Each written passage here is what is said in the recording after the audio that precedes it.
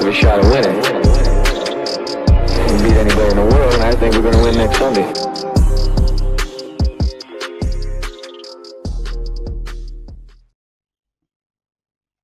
And welcome back to another post-season New York Jets Atlantic Flight podcast. So last night, over here it was last night anyway, we had the semi-final, the Peach Bowl between Indiana and Oregon, which finished Indiana absolutely taking Oregon to the cleaners. Mendoza played out of his skin. Dante Moore didn't, but we'll go into that. To discuss this, we've got Andrew and Ryan. How you doing, guys? Did you guys see it live, or did you watch it this morning with a full English and a cup of tea? I'll admit I'm an extended highlights watch today, so I'm probably not quite as detail oriented as you two. But yeah, I battled through to try and stay up last night, and it didn't happen. No, I'm afraid I watched it with full English and a cup of tea. Did you, Andy? I think you watched it this morning. Yeah, I was up at an ungodly hour this morning, so I watched it back on Dan's and just fast forwarding through all of the boxing adverts that they have on. Yeah, aren't they annoying? Yeah, it's the worst. And the worst part is they're just repeated as well, so it's exactly the same. Yeah, it's just so. If DAAZN are listening to this, please do something. Either have nothing or just change the adverts on it. It's just so annoying. Or yeah, even have it just like ad free, like you did in NFL, because that would just be super awesome. But asking for a friend. So guys, without further ado, let's get into this. Let's start with QB1 of this draft, Mendoza. He looked. Before we get into Mendoza, I just want to add this as well. The entire Indiana team just looks unstoppable. They have to be an enigma in coaching and in teams that I've seen in college. I'm not into the college game as much as you two guys are, so you'll probably have maybe a different opinion, but I've not seen a college team this dominant in all three phases of the game since I can't remember. Andy, do you want to take this first? Yeah, I think what Signetti's done with Indiana, I think people probably weren't too sure about it last year. And like, just to be clear, because I'm with you, I'm not a huge fan of college football as a product. I don't really get much enjoyment out of watching it. I tend to just watch it to watch prospects for the draft. But I think it's clear that he's building something really special, and they're not just able to win games, they're developing players as well, which I think has been lost. Because there's like famous instances of like Lane Kiffin saying it's not his job to develop NFL players, it's to win games. And I think that's hurt the NFL quite a bit, and probably hurting guys who go to Ole Miss. But anyway, I think Indiana are really quite an incredible team. And what Mendoza did, it felt like Mendoza just did what he needed to do last night. There were some impressive throws on the outside to Surratt and things like that, but he was starting drives from the Oregon 5-yard line once or twice to get his touchdown. So I think it was a team effort, and outside of some struggles for Moore, and I'll let Ryan talk a little bit more about Moore, but nothing changed for me really with either of these quarterbacks. They both are who I thought they were watching that game, but yeah, not much has changed for me. It was just an impressive display all round. Yep. Ryan? Yeah. I mean, it's nothing we haven't seen already from Mendoza, in my opinion. It's just the stage keeps getting bigger for him, doesn't it? But it doesn't faze him. You can't talk about composure and poise and all that kind of leadership and everything else without thinking about how week in, week out, the stakes get higher and he just comes up to the standard that's needed. They have dismantled two teams that you'd always say are contending now. Oregon looked better than what Alabama did the week before, but they still just didn't look to be in this game at any point, because this Indiana team is fantastic, and particularly Mendoza just leads that offense, doesn't he? And he's not phased. There's a couple of moments I saw that I would have questioned normally, but at the same time, it was stuff that was happening 30 points in the lead in the third quarter, and you kind of go, okay, well, do you know what? You're playing loose at this point because you're having fun. And how many teams get the opportunity in the Peach Bowl to sit their quarterback for the last quarter and just allow his younger brother to step out there and have a go? just incredible. But as Andy said, I'm not really overly changed on Mendoza. It's not anything I didn't really think of him already. He's just showing us more of the same, really. Moore hasn't really affected my opinion of him either. I think this is a great Indiana defense. Well, no, it's a great defense, full stop. It's not just a great Indiana defense. It's a great defense, full stop. And do you know what? Oregon just didn't have the answers on offense, not just Dante, but the O-line couldn't handle the pressure. The running back game, having missed their first two guys, I think they're on RB3, maybe even 4 at this point. And their run game wasn't even really particularly established before this. So they just couldn't find any answers. And I think it probably showed more of the negativity of the setup at Oregon and possibly the offensive coordinator, more so than I think Moore. As much as there was a few things that Moore was to blame for, that it got to a point where he was just having to force everything, which is a very Jetsy thing to learn early on in his career. Yeah, I want to just go back the beginning of the start of this game. Unfortunately, Dante Moore's first pass went for a pick six, sort of reminiscent of Sam Darnold in Detroit many, many years ago.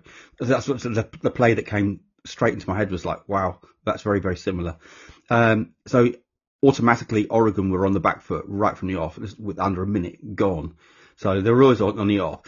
The thing that stuck out the most in this game to me, and we've talked about the Indiana offense, the defense, special teams as well. They were great. All three phases were great. It's the coaching. So I think it was Connie Carberg, I think, said on Twitter. She brought this up and I thought, wow, didn't know that. But Oregon have just got the whole team is littered with 4- and 5-star recruits right throughout the team. But Dan Lanning, is his coaching lacking? Because certainly in that game, he just did not make any adjustments. I think, Ryan, you've said that as well. He didn't make any adjustments in this game. But not taking anything away, Kurt Signetti, in my opinion, is an NFL-ready coach as well. There's going to be we've got so many openings now in the NFL. Some of those have to be knocking on his door. Andy, do you want to take this first? Yeah, it's interesting because I know Ryan brought something up in our group chat this morning about how much money he's on and what it would cost. But I read a good article earlier in the day in The Athletic as well, talking about Signetti, what he could be offered to stay at Indiana. There's a clause in his contract, apparently, that if they get to the semi-final, which they already have done, that his contract gets renegotiated again, and he's going to get even more money to keep him in the top 3 of the highest paid coaches in college. But also, I think he's already in his 60s, isn't he? And he's apparently already said once that he plans to retire at Indiana. So it could be that this is he's just happy where he is. He's found something he's incredibly good at. He's found a very nice situation where he could legitimately create something that's a bit of a factory to the NFL at this point. I mean, it's early days. We don't know what these players are going to look like when they get to the NFL, but the early returns on Signetti and what he can do at the college level are really promising. Yeah, I think you're totally right. I mean, what I brought up into the group chat earlier, I was going to say that there might be a clause with the NFL, but I didn't know about the renegotiation clause. But he has just signed an extension up until 2033, so 7 more years at an average of 11.6 million a year. So you've got to assume that if an NFL team's going to come in, they're going to have to pony up probably around the region of about 60 million just to prize him away. So, and that's even before you negotiate his contract. Then you're beating 11.6 mil a year and that security of a 7-year deal. So how do you attract someone like that, especially when, as Andy said, he is happy there. He's in a very nice position. He's actually at a point now where, like you say, he's settled there. If he's going to do another 7 years, that's his retirement if he does that long. Like, he doesn't need to scratch the itch of the NFL, in my opinion. And I think it's more what we all want to see from him rather than what he maybe wants to see for himself. And it's such a shame that he's been so late to making his mark in the coaching game, because he really does look like a football savant, and I think it's great to watch. But I think, as you say, he can create this factory coming through Indiana potentially across the next 5+ years. I mean, he's got Josh Hoover transferring from TCU now, who looked good in flashes across the last couple of years. If we see Josh Hoover next year break into the conversation for a top 5 quarterback, then we have to legitimately think that Signetti might be this guy who can really develop these players. And I actually hope he stays in Indiana. I hope he doesn't come to the NFL. Partly because he won't come to the Jets. I couldn't deal with him going to someone in our division. But equally, I just think it's going to be better for the college game in the long run. He's quite happy to take these guys that are looking for one more year to prove themselves. He's taken people like Elijah Surratt. He brought him up from a Division 3 school, and he used him at JMU. And then when he moved on from JMU, he's brought him again with him to Indiana, and these guys are seeing levels. So he's able to coach these players, and he's able to see these traits. So he's got everything you might want an NFL head coach might need. But I don't think you're going to prize him away. I don't think there is a job out there that would attract him enough to walk away from what he's got in Indiana right now. Especially if he wins a Natty, he'll be a lifetime legend there. Do you know what I mean? When you look at great coaches in the college game, you have to. The name Nick Saban's going to come up. So Nick Saban is like one of the greatest ever college coaches ever. But he had a brief stint. He was a Miami Dolphins head coach from 2005 2006. He had a record. I think it was like 15 and 17. He never reached the playoffs. Obviously, with the Dolphins, we know that. And he's worked under Belichick in the Browns and all the rest of it. But he made his mark at Alabama as being one of the greatest ever college, and the prospects that he's developed. He turned that Alabama team into what the product that they are today.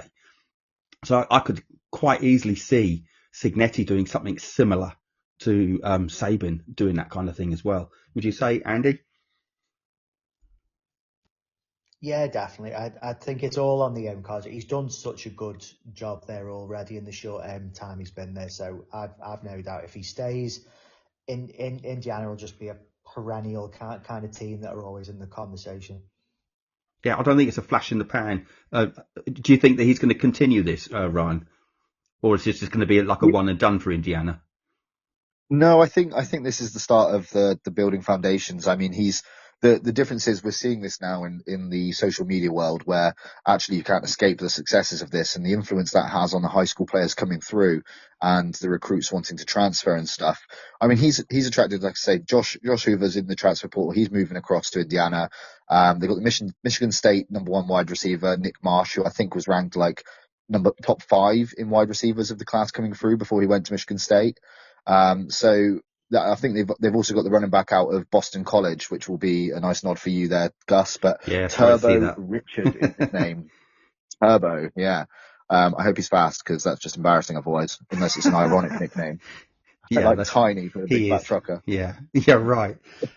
Just a little bit of fun here, guys. Just what does Aaron Glenn do well? So that's for those people. Have a yes/no answer here. I'll start off. Go to you first here, Ryan. Craig Signetti, would you take him over Aaron Glenn? In theory, yes. Right now, yes. I mean, right now, you absolutely would, based on what we're seeing of successes at both levels. This isn't a yes/no. You can't ask a question like this and just leave it at yes/no. So you know what you're doing, Gus. Yeah, I do. So Signetti's seeing success, and he's tasting success. We haven't seen that from Aaron Glenn as such, because he's not been the head of any of the teams he's been involved with. So you can't say that. But the reality is, would Signetti be getting more out of these guys we've got right now? And I don't necessarily believe that to be the case. I won't say that he necessarily would have done better this season than what Glenn has because of this roster, but the pedigree is certainly there for Signetti, I would say. So yes, I would. So yes, he would. Right. Andy, I'm going to come to you with the same question. What do you reckon? Yes, Andy hasn't left the building, has he? No, I'm still here. So yes, I would take him over Glenn, and I would trade for Curtis Rourke from the 49ers, and I would win many Super Bowls, and I'd be very, very happy. You heard it here first. He's just got back from his DeLorean, and that's what happened. So we'll move on. So the obvious fallout from this is Dante Moore. After he had the pick 6, and I know we've discussed this off air, we all think that he did actually quite well to get back in the game, and he had a drive where they went down and they just scored a touchdown. So he did bring them back 7 each. That was quite impressive. But from there on in, it looked Indiana just took over the game, and I'm not sure if this was a product of Lanning not changing things around, not adjusting, or this was more on Dante Moore? I have a feeling that it may be a little bit of both. Ryan, Dante Moore, did he impress or not? I think he did in flashes. You could see, like you say, from that first drive, throwing the pick six on the first play of the game, but then bouncing back to lead them down the field and score a touchdown straight off. But then following it with a fumble. But then again, he came back in and he was trying to drive the ball down the field, and at no point did he look like he'd given up. So I just think that this Indiana team put way more pressure on them than they expected, and I think there is some blame on Moore. I certainly will say that, because you are the quarterback, you have to shoulder some of that blame. But I do believe that that the coaching staff could have made better adjustments. They could have tried different things. I'm not telling you I know how to coach or anything like that, but I don't think they really helped a great deal. And once that pressure started coming in, they just didn't have answers for it. So I think that you can probably portion the blame somewhere between 60-40 or 70-30, with the small share going to Moore. But realistically, this wasn't about necessarily it being a bad game for Oregon. It was about how good a game it was for Indiana, in my opinion. Yeah, and lots of it kind of came down to how good Indiana were in coverage, because that pick six at the start of the game, that wasn't really on anyone. That was just D'Angelo Pons being a little film study king. That was just, he'd seen something, or they'd seen something in the film room, and he just jumped it and he took it in for a pick six. So, hats off to him. But then, like you say, Moore came straight back in, went down the field, lovely touchdown throw at the seam. And he just kept bouncing back like that. But like you say, Indiana kept the pressure up. Every time he dropped back, the coverage was blanketed all over everyone. And like you say, Moore didn't really give up. He never saw his head go down. But I don't really know what Dan Lanning was really up to, because, like you say, he didn't do anything. But also equally, that punt that got blocked in the fourth quarter, why are you even punting to start with? You're 27 points down with like 15, 12, whatever, 12 minutes left, I think it was. Why are you punting at all? It was a maddening thing to watch. And I do think at some point he just kind of realized the game was over and just kind of gave up. But that's not an impressive thing to see in a head coach at all. So yeah, I think, like I say, it didn't change how I feel about Moore, because I think most people feel like Moore is not ready to come in and play straight away in the NFL, because he's got some high level traits and high level kind of talent, but he isn't ready to be that guy when things are not working, when the run game isn't working, when the defense is playing lights out. He isn't one of those guys yet who can just go right and take the kind of game on his shoulders and win. And there's not many of those guys in the NFL at all. There's only maybe 5 or 6 of those guys playing at the moment, but he isn't ready to be that guy yet. So coming in, sitting for a bit, that is still his pathway to success in the NFL. So not much has changed for me in that regard either. I think everyone on this podcast, we're all of the same opinion.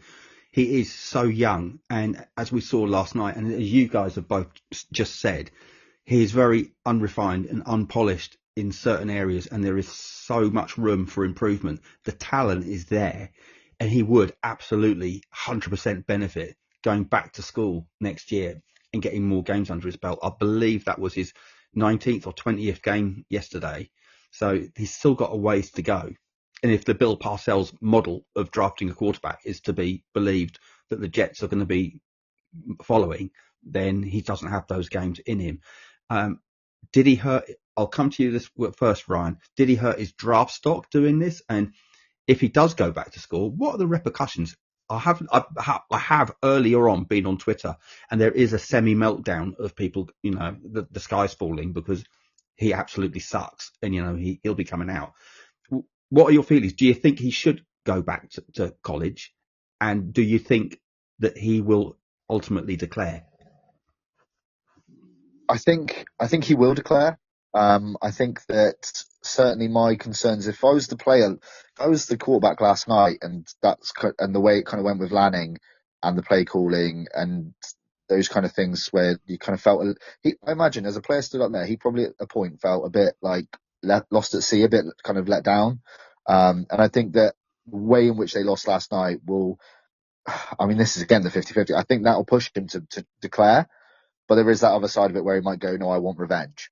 But I don't feel like a revenge arc is there. I think he'll declare. I think he will still be a top 2 pick, because the reality is that Mendoza and Moore are the better 2 quarterbacks of this class in what is quite a shallow class in terms of talent. And unfortunately, all of the quarterbacks outside of Mendoza that are coming out look like they need maybe at least a season behind a veteran, just to kind of bed in and need a bit of time being coached. And so I don't think it affects it that much. And there is going to be a meltdown on Twitter. I can't imagine how many players that were watching Dante Moore for the first time last night. So their only opinion of him is what happened last night. Mm-hmm. Or they might have just started watching him in the playoffs. They saw last week where it was a bit up and down, and they haven't seen anything of the season. And this is the problem. And unfortunately, those that shout the most, shout the loudest, kind of get heard, and it isn't necessarily the right opinion or even factually accurate. So I kind of anticipated the meltdown. I mean, somebody tweeted yesterday the only thing guaranteed from last night's game was going to be a Twitter meltdown either way. So either Mendoza was going to be the Ford or Moore wasn't it? I mean, it was going to be one Facts. of them, wasn't it? Yeah. So yeah, I'm unmoved. He's top 2 QB still. Mendoza's probably just re-widened that gap after we had a conversation earlier in the week about how the gap was closing. But again, it's not moved the needle particularly much for me. It's marginal at this point. So, Andy, on the back of what Ryan's just said, and I agree with exactly what Ryan said, and I think you probably do too. No, I'm not trying to put words in your mouth. But if you're Dante Moore now and you've lost that game and you're looking at that tape today, looking at it and thinking, why didn't we do that? Why didn't we do that? Do you think he's now looking at Dan Lanning at Oregon and saying, do I want another season of that? Or do I just want to throw my kit into my bag and head off to the NFL and hopefully a team, be it the Jets, the Raiders, or somebody else, pick me up and I'll get NFL coaching, hopefully sat for the year. And as Ryan has said, obviously, Dante Moore is not ready to start in the NFL. So we'll get onto this in a minute about bridge QBs. But do you think that might actually come into his thought process of, do I want another year of this? Or as Ryan has said, I want revenge. I want to win the Natty. Yeah, I think the more I think about it, the more I realise that whatever answer I give to this is going to be coloured completely by my own desire for him to come out. Do it. But yeah, I don't know how you look at how Oregon have closed out this season and think, yeah, if I go back there next year, I'm going to win the Natty next year. I think they're a little bit further away than probably they thought they were. They're going to lose some pieces this year as well. I think once everyone's back and healthy, their running back should be coming back, their receivers should be coming back. Sadiq will be gone. A couple of the offensive linemen are gone. Several of the defensive linemen will be gone. I think it's weird. We can probably get into this when we do a tight ends episode, but one of the weirdest things to me about Oregon is the inability of them to get Sadiq into the game enough. It was baffling to me. Who did look good last night as well, by the way. Yeah, it's really strange how little they use him. When he gets the ball, he looks great, but they just don't seem to include him as much as you would that type of weapon.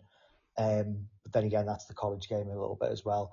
But yeah, I think if I was him and I was sitting there, I'd go, I'm not going to be going 2 in next year's class, more than likely, if it turns out, because there's just more competition. They probably all won't come good like we saw this year, but there's more competition for it next year than he knows there is this year. This year, he will go number 2 overall. There's nothing more certain in the world than him being picked number 2 if he comes out in this draft class.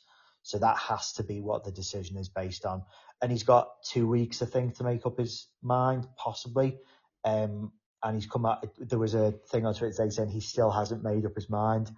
But yeah, I'm just going to be glued to Twitter for the next 2 weeks, waiting to see what he says.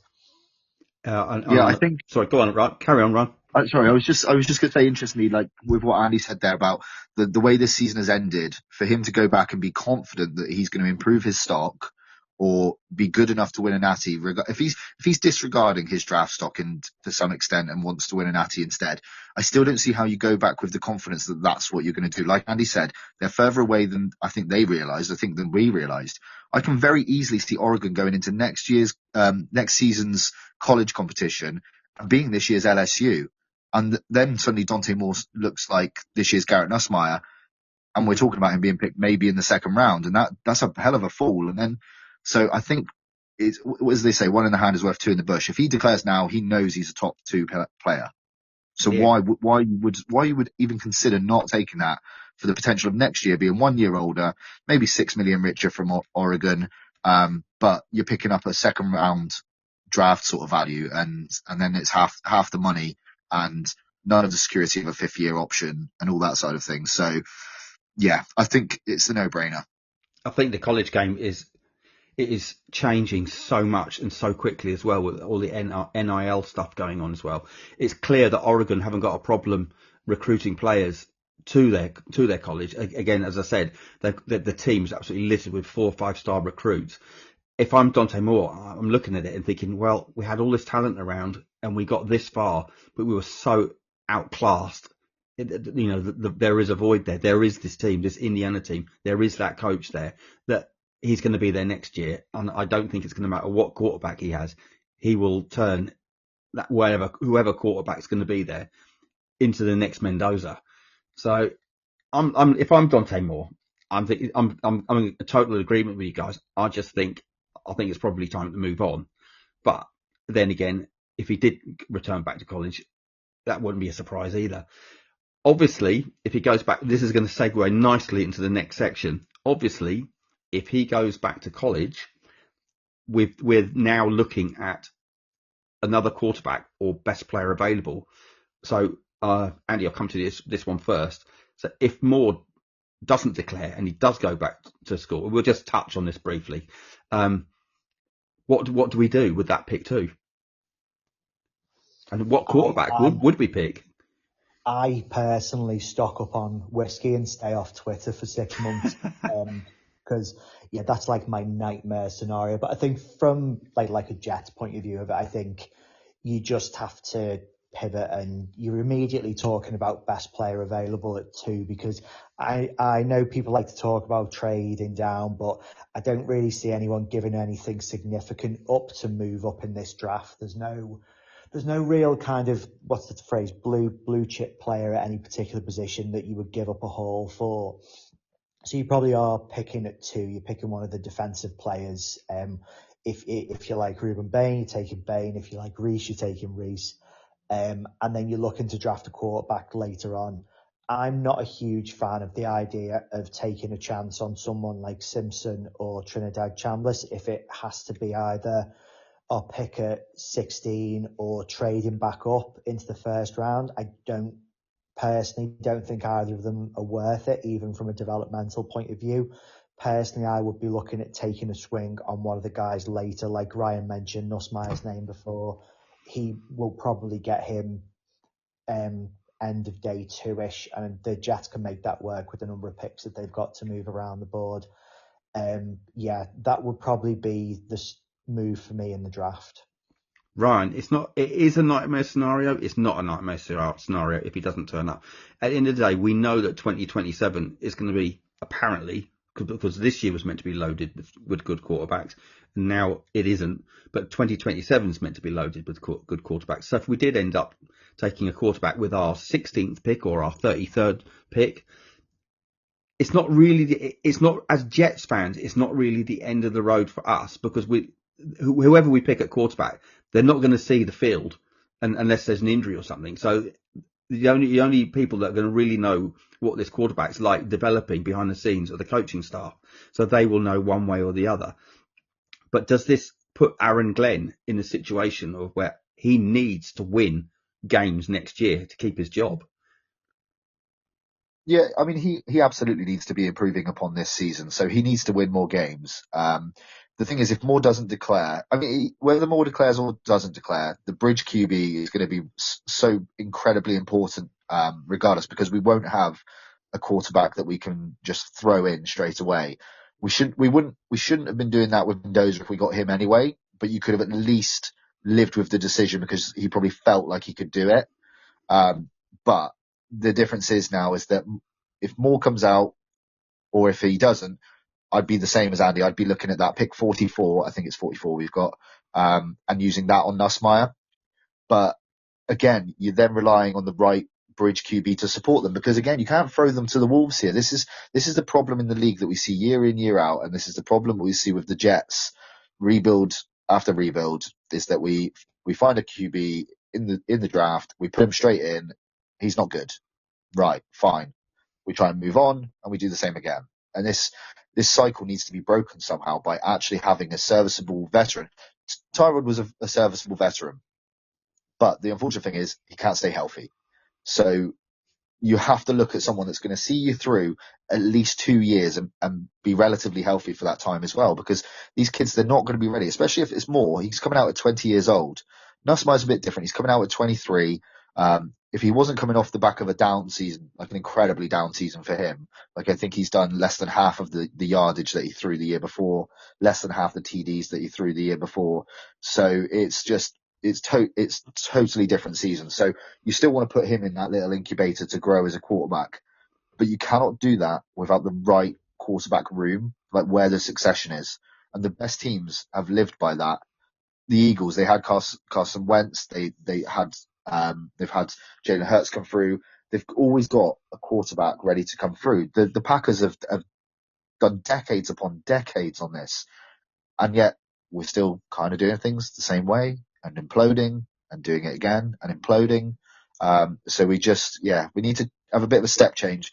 And even if that means trading a couple of our day 3 assets to get somebody that's can at least carry us through a season and win 6-7 games. And the rest of the team can help us win a couple more. And then suddenly you're putting in a QB that might be able to do the job to a good enough standard. And if he can't, then fine, we will draft another in 2027 and see how they both compete.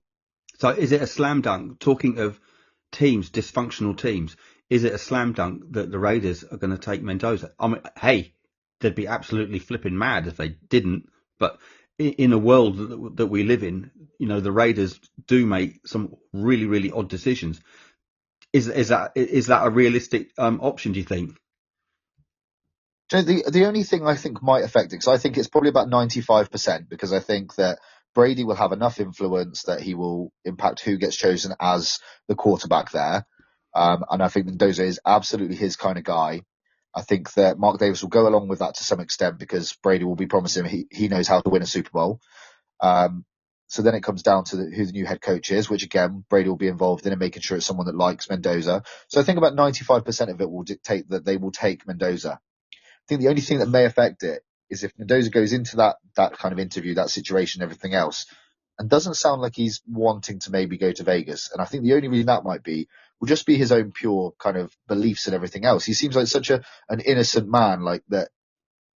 Maybe there's a part of the whole Hell's Kitchen, Las Vegas, not Hell's Kitchen, sorry, the Las Vegas kind of Death Valley, all of the Sin City stuff. Like maybe it just won't be for him because he's a really wholesome kid. Mm-hmm.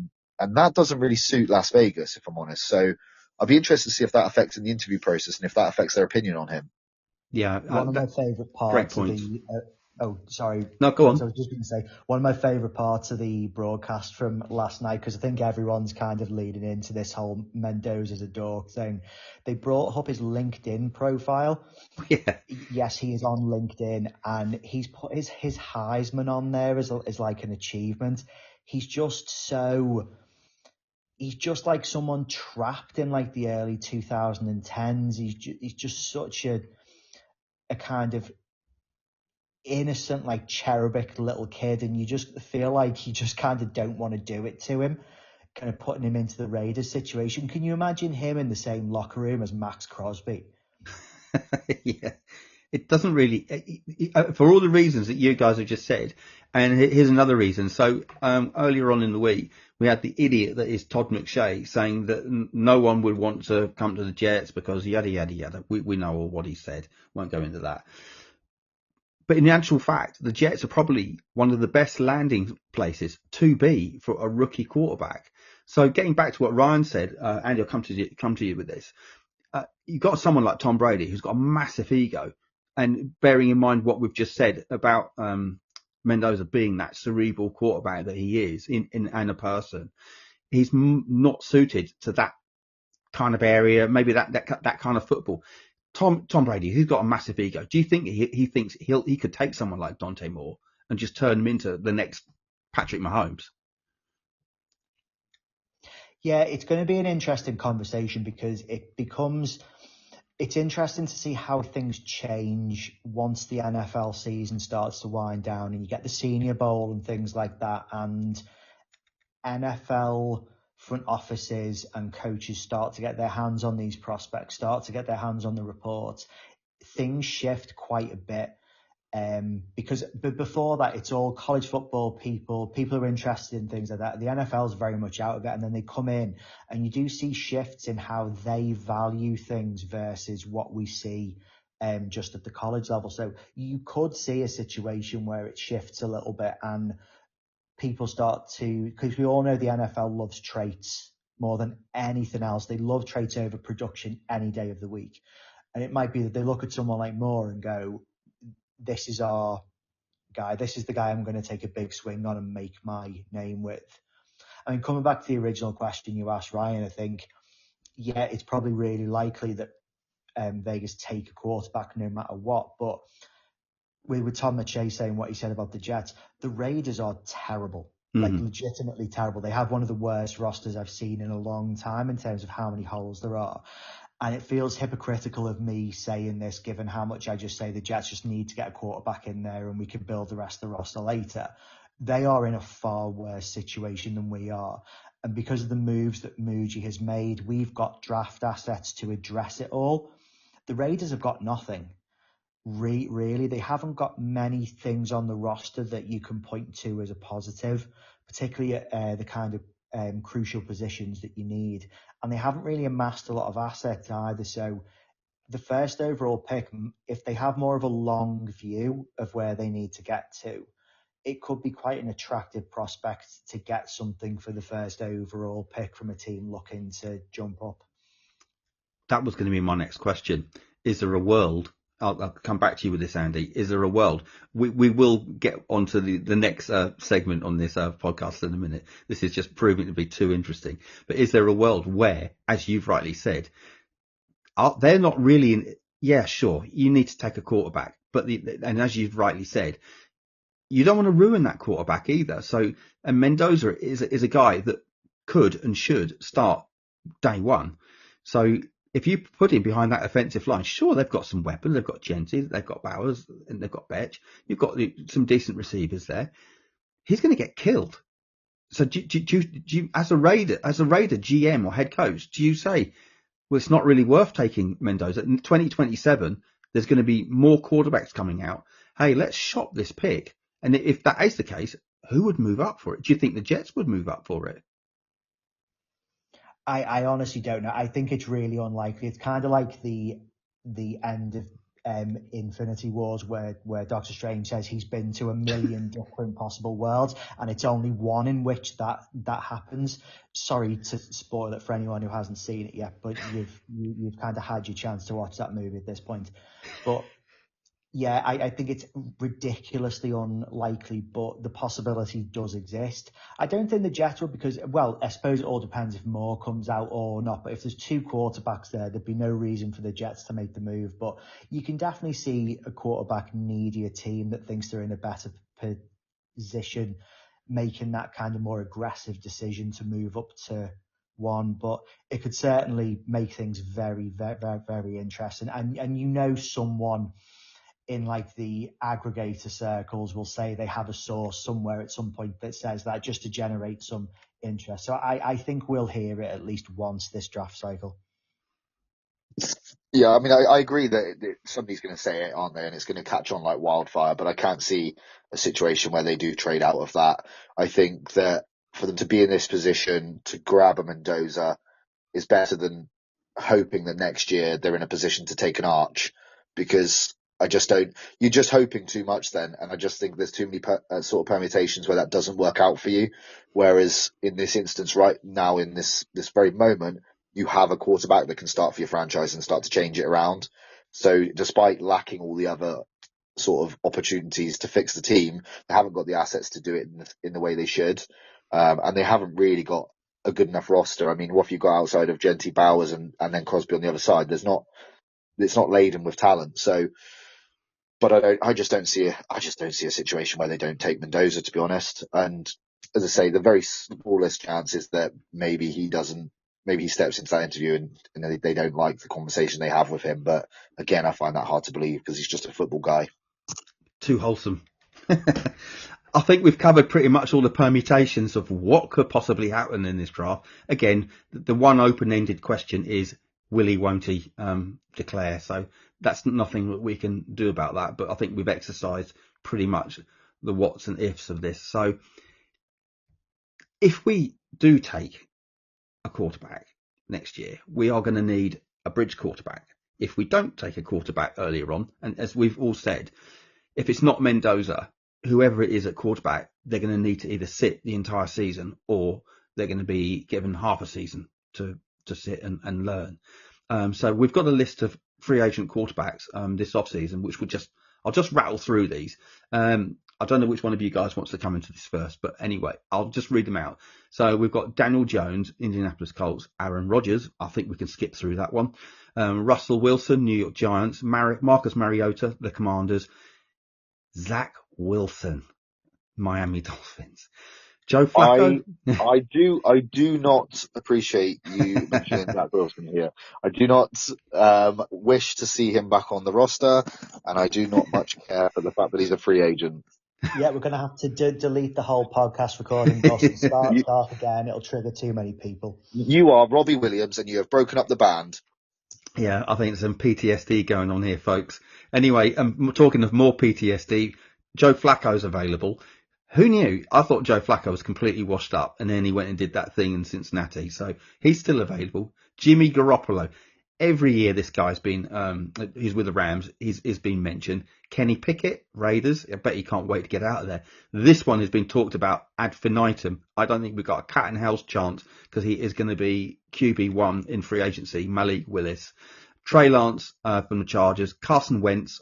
Oh, thank you. Vikings, and Gardner Minshew, which I also think could be an option. Kansas City. Ryan, do you want to take this? Takes away. Does any of that lot, other than Zach Wilson and Aaron Rodgers, that you might think, yeah, I wouldn't mind a shot with him?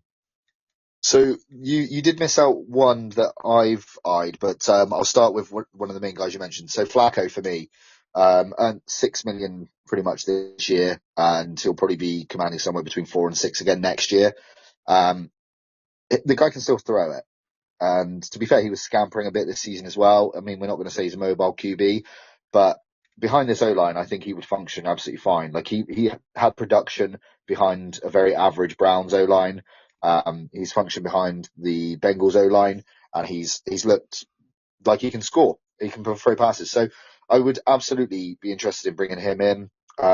Even if you only look at him to sort of start 8 games, he could probably see you out a season. But if you just target 8 games, then depending who you do draft, there's a situation there where he can just start you off, bit of a veteran hand.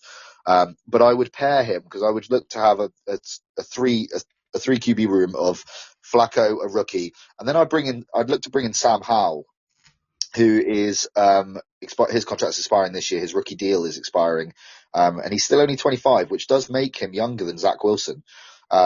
He's probably going to command somewhere between 3 and 6 million, maybe, like across 2 years, I think.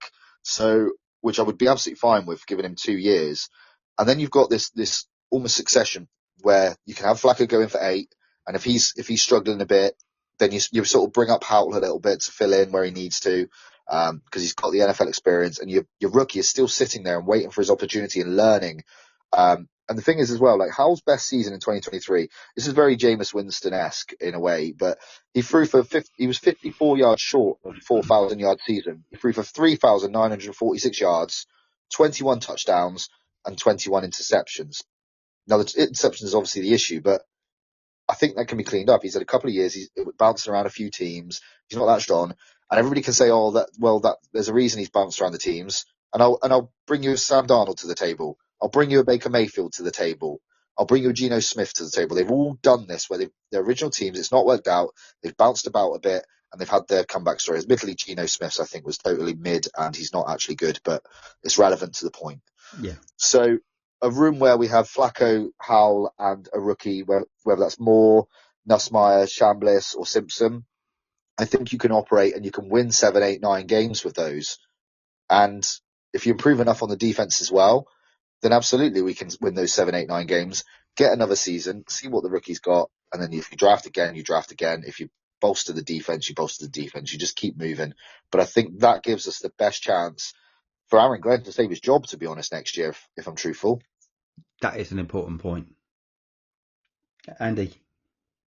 Yeah, I'm glad you brought up about this being a sort of more than one name kind of discussion, Ryan, because you don't want to be in a situation where your rookie QB has to be thrown in because of injuries is probably the other thing. So if they do decide to retain Ty, Rod Taylor or whatever it is, they need to have someone else who is the next sort of point of call before just throwing someone in. So I think for me, just looking at the names available, I mean, I know my wife would be over the moon if it was Jimmy Garoppolo, because she'd watch the Jets with me every week then. But I think Jimmy probably too injury prone and not really their style of QB at all. So my personal pick would be Marcus Mariota. He's slightly on the more expensive side. I think about 8.5, 9 million for him is what's projected. I think he's good enough to throw in there to be a very stable kind of bridge quarterback. He's never going to be a threat to get the top job. Despite those kind of earlier career injuries he had, he's been relatively okay injury-wise. He's picked up a knock here and there just because of the way he plays. But I can see a way that the Jets can win games with Mariota. And then you can bring in someone like a Kenny Pickett, who's been playing behind Geno in Las Vegas this year. And you can have him, and ultimately, whoever that person is, whether it's Sam Howell or it's Kenny Pickett, whatever, they'll be competing with Brady Cook, won't they, in camp to be that backup to the bridge quarterback. So I'd have no issue with it being Kenny Pickett in there throwing against Brady Cook to see who's going to be the backup next year. And it just gives you that protection then against injuries, forcing you to play someone before they're ready. I have no interest in like Trey Lance. I mean, no, Jets fans seem to be obsessed at the moment with collecting failed quarterbacks from the 2021 draft class. We've done Zach Wilson, we've done Fields. They want to trade for Mac Jones, but no, I have no interest in Trey Lance at all. Yeah, me either. Yeah, really good points there. Is Jameis Winston tradable, or is he a free agent? No, he's got another year on his deal, so I think it was being mooted that he might command a 4th round pick, which I think is probably reasonable value. I mean, I still have a bit of umbrage with the potential of bringing him in, given his history that at college and the sort of those allegations everybody seems to be kind of okay with, just because he's a goofy ass sort of guy. And I'd rather not bring him in, to be honest. I mean, just because he's more likable than Deshaun Watson doesn't make him a better human. But look, I mean, I want to bring it around back to the Malik Willis point, because that's something I think he is going to command probably 10 or 11 million a year, which I think is above his value. I think we've seen a very small snapshot of what he's been able to do in what is quite a well sort of coached and well drilled offense. I just don't know if I see that translating to the next team, and I certainly don't know if I'd see him surviving in the New York market. So yeah, I don't know. I think I'm not sold. It's not a big enough sample size for us to add another 10, 11 million to what we're spending on quarterbacks.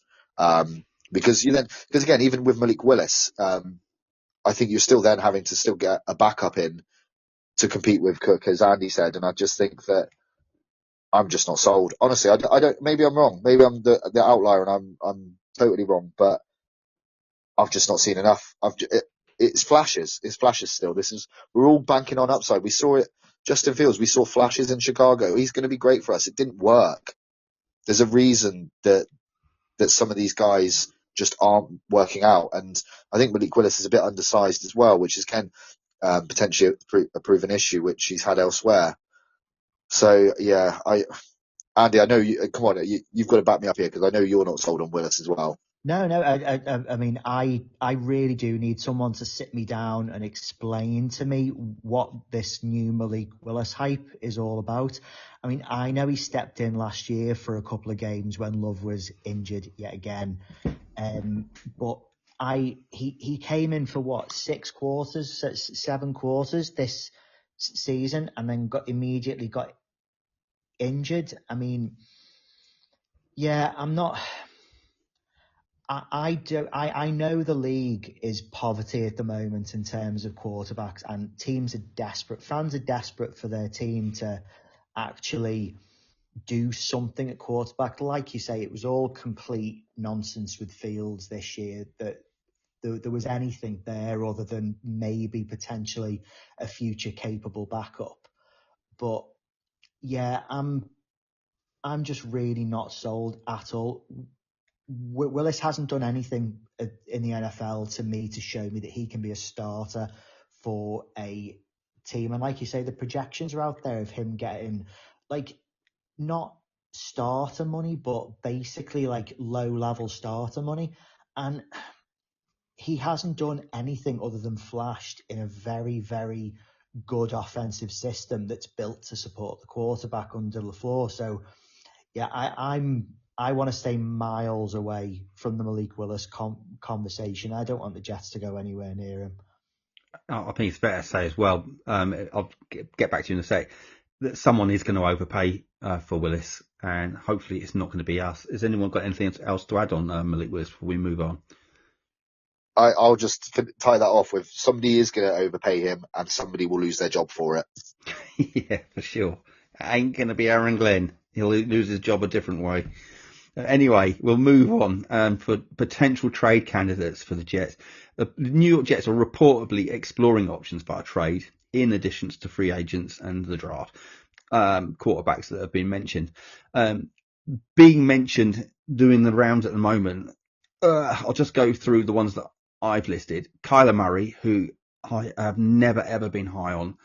Again, I've got this thing about quarterbacks under 6'2". This guy is under 4'2", and he's just like he's like pee-wee football player. I just never got the whole Kyler Murray thing, but he is likely to be available. Jacoby Brissett, I wouldn't have a problem with Jacoby Brissett. Still at the Cardinals. That's both Cardinal players there. Mac Jones, I think, is an interesting choice. Here's two that I really wouldn't like for different reasons. Lamar Jackson and Joe Burrow. Lamar Jackson, I think we saw a different Lamar Jackson this year. These running quarterbacks, they do fall off a cliff face. I think Lamar, with his injuries and his age, I think he's starting to hit that wall. What you'd have to give up for him probably would make me balk. Joe Burrow is still a reasonably young quarterback, but it's going to take a lot of draft capital to prize him away. Do you really want to give away all that draft capital that we've just acquired? I know that it would solve a lot of problems and he'd be your quarterback for a good few years, but I'm not sure I really want to go there. We still have a lot of holes to fill in this team to make us contenders. Andy, do you want to take this one first? Are there any of those 4 that you like, or do you have somebody else? Sorry, 5 that you like, or do you have someone else in mind? Yeah, I think I can be reasonably quick at this. I think that when we had all the excitement over Joe Burrow, just because he looked a little bit sad in an interview a couple of months ago, I wouldn't. There'd be nothing that would stop me from trading for Burrow or Lamar at all. I think when I mentioned before about guys in the league at the moment who can come in and completely change AM game, those are 2 of the guys. It's so rare to get that I think there's not much I wouldn't give up, outside of something completely stupid. There's nothing I wouldn't give up to get either of those guys. I think you do it and you never look back, because you could draft a quarterback in the top 5 for the next 10 years and not hit on a Burrow or a Lamar. So that's an easy one for me. I think I'm completely out on the Mac Jones idea. I think that you could put me in a Kyle Shanahan offense and I could look like Mac Jones. A bit of an over-exaggeration, obviously. I want to see that. Yeah. But there's also something just so fundamentally unlikable about Mac Jones. I mean, it's not quite as bad as asking me to root for Ben Roethlisberger or Deshaun Watson, but he's just such a fundamentally unlikable guy for what you get from it. The idea of having to root for Mac Jones for a whole season just gives me the absolute ick. I can see something like, I know Ryan mentioned a fourth round pick. I wouldn't give up a fourth round pick for Jameis, but I think Jameis, for me, at the right price, he can come in and do a job. At least it'll be slightly exciting on the field for a little bit. Like you, I'm not really interested in Kyler. Chances are he's going to get released anyway. So he might be another one for the free agency discussion. But yeah, out of all of those ones, it's only really Burrow and Lamar I'm really interested in giving anything up for. Just before I let Ryan jump in on this one, I'm going to put you on the spot now. Mac Jones or Zach Wilson? Gun to your head. Me? Oh, Jesus. I can't make that a decision. I think I'd just get shot instead. I agree. I would also take the bullet to the face. Right. There you go, Ryan. What do you think? Who? Any of those names or any others that you can think of that would step in? And it could be a job for 6 months. It could be a job for a year. I mean, I'd absolutely Joe Burrow, Lamar Jackson. I would pay up to 3 firsts for those 2 players. Not a question. Kyler, I'm out on Kyler. He's never really done it for me. He was a bit of a fantasy darling for me for a little while, but I never actually enjoyed watching him as a quarterback. And real football's very different to fantasy football, as some fans need to remember. I don't see Jacoby Brissett being available. I think Kyler's going to go in some fashion, and they're going to ride with Jacoby until they find their replacement. I think he's sound enough that you can do that. Mac Jones is an absolute no for me, and it's like him and Tua are kind of akin for different reasons. I absolutely wouldn't touch either of them. One, because one, as Andy said, is fundamentally dislikable, and the other one seems to not know up from down and left from right sometimes. So yeah, they're all kind of no's from me. The one I want to throw into the mix, though, that I would be open to exploring a trade for, and this might only be sort of a 2 to 4 year option, but I'd be quite happy to open a conversation with the Cowboys over Dak Prescott. Like he can certainly run an offense, and he's an experienced head, and he's going to give you probably 3 years of better quarterback play than, to use something that Andy said, than you're going to find across the next 3 drafts when drafting quarterbacks. So yeah, I'd explore that conversation with them if it was an option, and I wouldn't have an issue swallowing some of that contract either. And I think that if you can get the right quarterback in behind, then you can sit them and let them ride on through after Dak's done. And yeah, I'd be okay with that. I think he'd come in a lot cheaper than your Lamar or your Joe Burrow, to be honest, as well. Like if we're talking somewhere between 2 and 3 firsts for Lamar and Joe Burrow, we're maybe talking a mid first for Dak at a push. His age probably pulls that back a little bit, and his kind of lack of success, I guess, but he is productive. So if we had to spend either pick 16 this year, or let's say the Cowboys / Green Bay pick go back to them next year, I'd do it for Dak. Yeah, that's not a bad shout. That's not a bad shout. I don't know why I didn't bring that up, because we have discussed that before as well. Gentlemen, before we wrap this up, anyone got anything more to add to this QB carousel that we've been discussing? Andy? No, nothing from me. Like I say, just time to hold your breath for the next 2 weeks and just wait for this to be over, and then we can start to plan. You know, the group, bleach drinking or whatever it is we plan if he doesn't come out, or celebration if he does. But whatever it is, it'll be exciting either way. I'm looking forward to it. Yeah, Ryan? I'm just really stoked that Dante Moore is going to declare or not declare for the draft about 5 minutes after we finish recording this. Oh yeah, that's the thing, isn't it? We are the eternal kiss of death on breaking news. On that bombshell, Darren Muji and his scouting team, they are burning the midnight oil. Well, probably, hopefully. Let's hope that they nail this draft, like I think they did last year's draft as well. There was a few iffy picks that we had last year, but I think overall last year's draft was pretty solid. It was an impressive one, I think, workmanlike. Gentlemen, thanks for hopping on with this emergency podcast, as we would like to calling it. The playoffs are going to continue, and it's going to be an exciting end to the college season for sure. Y'all know what to say. On 3. 1, 2, 3.